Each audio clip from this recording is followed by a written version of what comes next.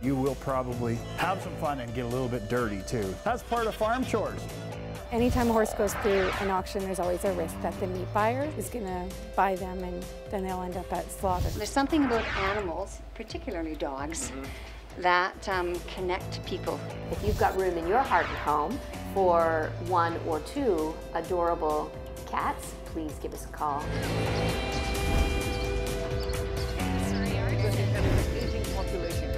I'm Leah Bolton. I'm Dean. Fraser Focus, a fresh perspective beyond the bridge. Hey guys, welcome to Fraser Focus, local faces and local places. I'm Leah Bolton. And I'm Dean Atwell. On this show, we strive to tell stories that are often overlooked by mainstream media. We have an exciting show for you today. It's themed. It's all about the animals. We're going to head to the Mission and Langley area to meet a girl who is all about saving the horses. We also explore the Pause for Stories program. It's designed with dogs in mind to help kids with learning difficulties. Speaking of kids, to start off the show, guess what? It's chore day. This farm gives people a chance to do hands-on stuff, ask questions, find out where their food comes from. Well, good afternoon, everyone. Welcome to Eagle Acres Dairy. We changed to Eagle Acres, and that is because we did need a new name, and that is in honor of our son that passed away. So he is the Eagle Spirit, according to our First Nations band very close to here. Brian and I have been milking for 17 years, so we've been doing this with school kids, community events, organizations for that entire time. So we built it designed to have people come and visit. You will probably have some fun and get a little bit dirty too. So that's part of farm chores. So that's what you've come to do today.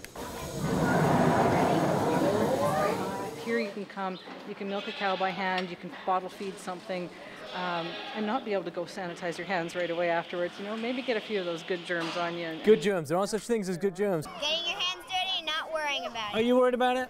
Not really. And that was milk that just came out of a cow a second ago. So it's nice and warm, just like the babies like to have it.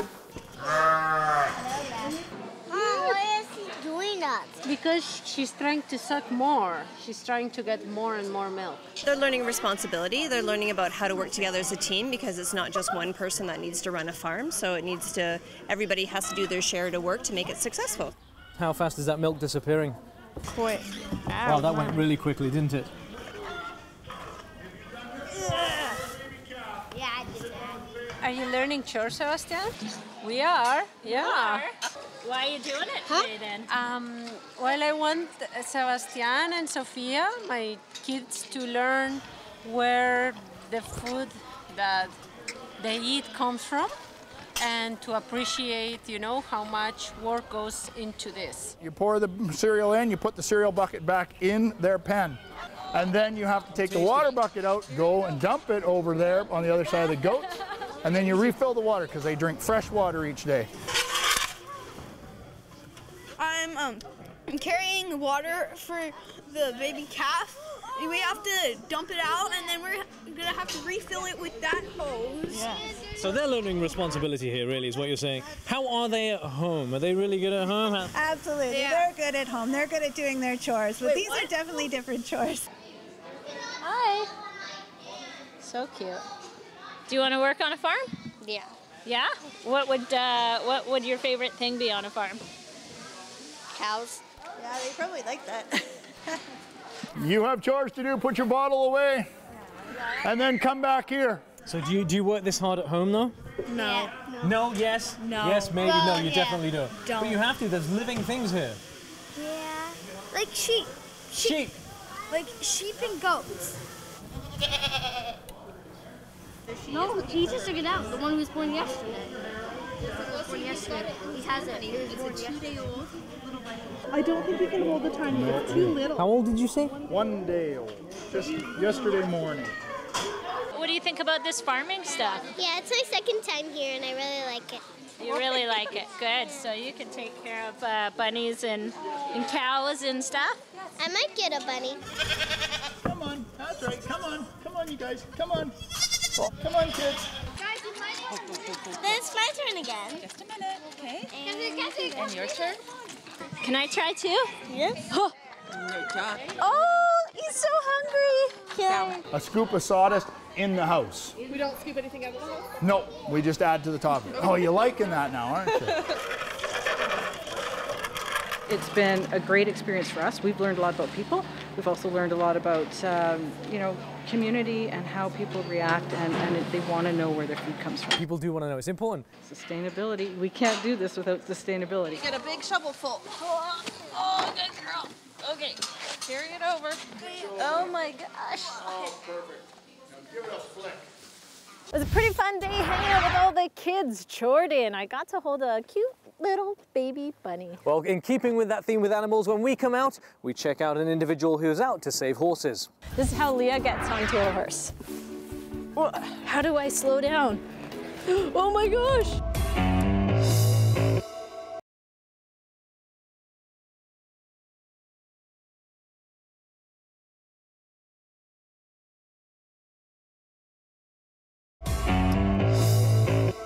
Hey guys, welcome back to Fraser Focus, local faces and local places. Right now I'm in Mission, gonna be heading to South Langley.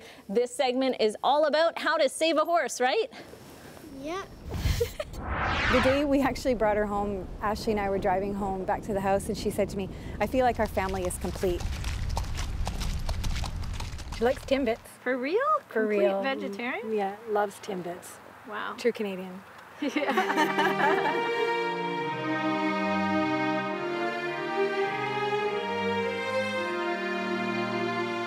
Although her history is a little bit unknown, we can tell from the kind of training that she has and her familiarity with the maneuvers that she was used in that discipline before. Does she have any bad habits? She doesn't like to jump. How do you bring a horse into competition without jumping? There's other types of competitions. My daughter does 4-H, and I've been showing sugar and reining. That's where you ride the horse around a pattern. They're supposed to be willingly guided. They do sliding stops and spins and run fast circles. Turn. Get her listening to you. She's not paying attention. Yeah, she's thinking about something else. There we go. I bought her from Chelsea, who bought her at an auction. Anytime a horse goes through an auction, there's always a risk that the meat buyer is going to buy them, and then they'll end up at slaughter. So that's really sad. It is, yeah. It is sad. I called her Sweetie because she was Sweetie Pie when I met her.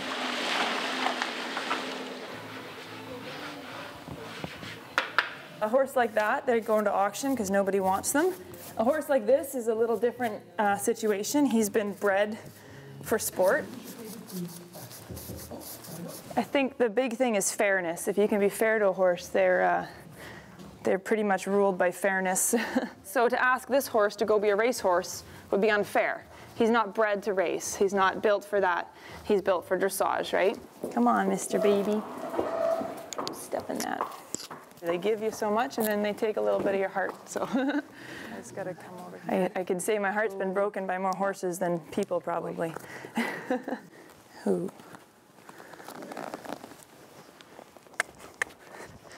Good boy. What's your best advice for me? Hold on. Hold on.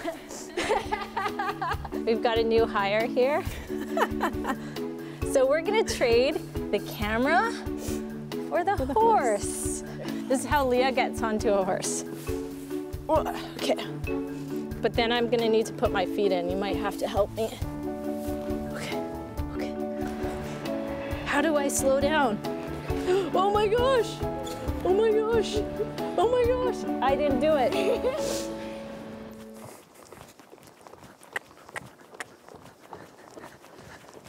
How long have you been training, by the way? I've been training horses, well, been riding competitively since I was 15, and then so that's basically training, but making a living at it since I was 17. 17, wow. Yeah. Good boy. Good boy. Good boy. So just gonna spend some more time hanging out here with Fox. We'll be right back here on Fraser Focus in a moment. You tried to eat my camera, silly. It helps me or anyone else. It helps you stay calm, or it helps you with your reading.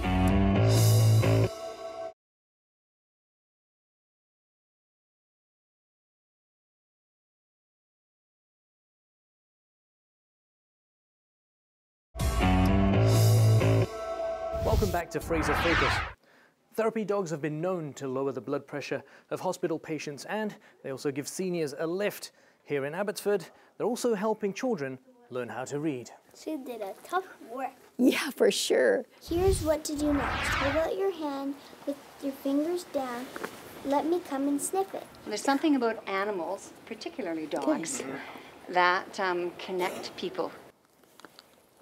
Oh, Bonnie wants to come and say hi. She recognizes some new people. Shall we go and say hi? And how are you?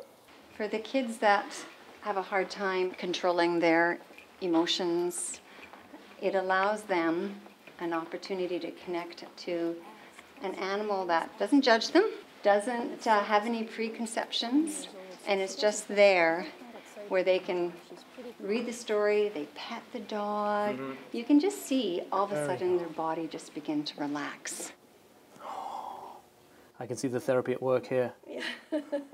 I'm definitely relaxing. Oh, Bonnie wants to help you read.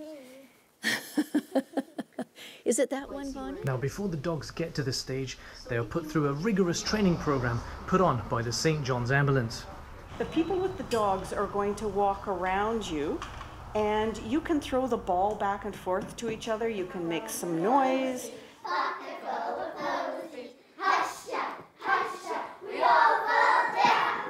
I actually saw something on TV out of the States where therapy dogs were going into schools and libraries, and I said, oh man, I got to do this, because I'm a retired special ed teacher. Let's see your spiffiest gym moves.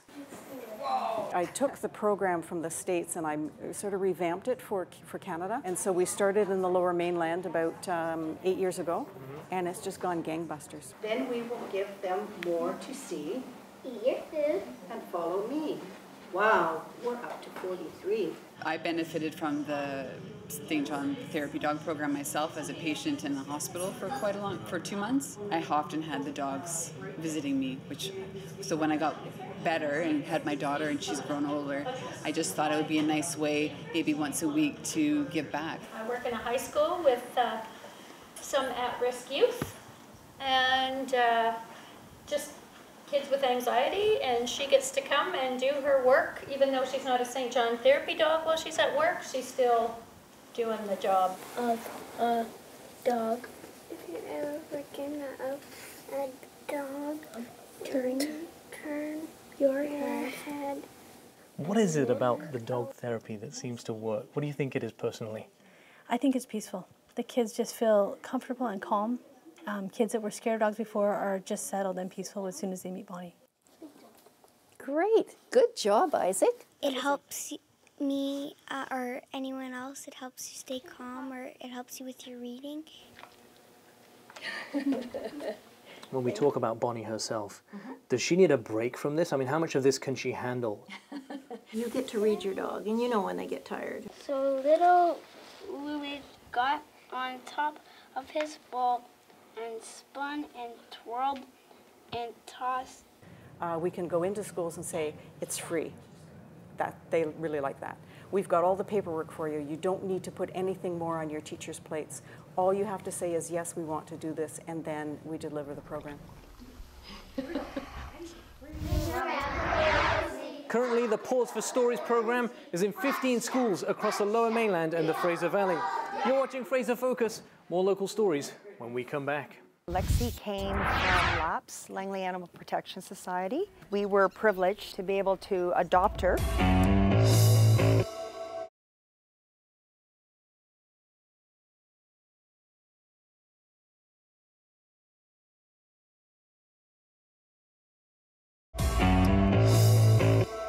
Adopt a Pet on Fraser Focus is brought to you by Purica. Hey guys, welcome back to Fraser Focus, local faces and local places. We have a treat for you this week. We are launching our Adopt a Pet segment. Now this is going to be happening every single month, and you're gonna fall in love with these guys, I guarantee it. We are here with Leah from Langley Animal Protection Society, and we have Dorothy, right? And we have Agnes. So tell me a bit about these guys here. So these girls were actually found dumped in our parking lot early one morning. So no owner in sight. We're sort of unsure what the circumstances were there, why no one came forward or looked for help before just sort of dumping them off. So once we actually caught these girls, we started to get to know them. We found that they're senior ladies. So Dorothy's the younger of the two. She looks about 7 or 8 years old. We think she's a poodle mix. And then Agnes is the older of the two. She's probably about, maybe 11. And we're saying she's a lovely little Shih Tzu mix. So these girls love each other. They don't want to be separated, so they are looking for a home together. They get along with most dogs here. They could live well with a special cat. What's Dorothy's best attributes? Her sort of favorite part of the day is showing off all the tricks she knows for that cookie. Sit. Well, we could play all day out here, but we're gonna head inside and visit a couple cats, Buddy and Mavis. This one's Mavis. This one is Mavis, and she is absolutely adorable. She's 14 years old. She came to us as a stray. She may have been left behind when someone moved. It's just, we don't know. There are so many stories, I think, with the animals that come to see us. What are Mavis's highlights here? What are her best features? She is the most lovable cat you'd ever want to meet. She is a very purry, snuggly girl. She loves to sit in your lap and purr and purr and purr. She'd be great company for somebody. She gets along with other cats. She gets along with dogs. She really is a lovely, lovely, sweet girl, and she's so deserving of a home of her own, a forever home. This handsome guy, hopefully he'll come out so you can see how big he is. He is an enormous, beautiful, very, very handsome gentleman cat. He is 11 years old. He has also had all of his medical needs looked after, including a fairly extensive dental. So again, nothing to do with this guy but love him. If you've got room in your heart and home for 1 or 2 adorable cats, please give us a call at the Pattydale Animal Shelter. Tell me a bit about Lexi here. Lexi came from LAPS, Langley Animal Protection Society, and we were privileged to be able to adopt her. She was found as a stray, and she came with a lot of problems. And she didn't look like this, I don't think. No? And no, she was a little less healthy looking? Because she looks cute underweight right now. Oh, she's just so healthy and beautiful. Yeah. We weren't allowed to adopt her right away. Yeah, we thought you just walk in and say, we picked that one and take it home. But we realized that LAPS is about owning a dog forever. Yes. Not, oh, gee, maybe I made a mistake. We were taught about small dogs and having a collapsed larynx. So she's definitely on a harness to protect her from that. She just had her last vet check, and the vet said she's doing really well. She's like a little bear. She's like so cute. She's so cute, eh? We were so impressed with adopting a dog from LAPS that we're thinking perhaps later on we might just adopt one of those nice little feline friends. Kitties, yeah, brother or kitty, sister for or an Lexi. older cat. I like it. Stay with us here on Fraser Focus. We're heading over to another segment, the Greater Vancouver Zoo. We're going to the track and the cheetah. Yep, and the snakes, which are right here. Sawyer, where do you want to go?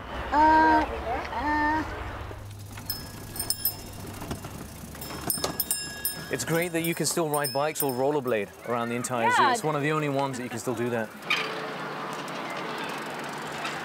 Well, it's always good to at any level, whether you're a child or an adult or anyone, to be educated with what's going on around the world with the animals that are rescued every day on a daily basis. So that's always nice at any level.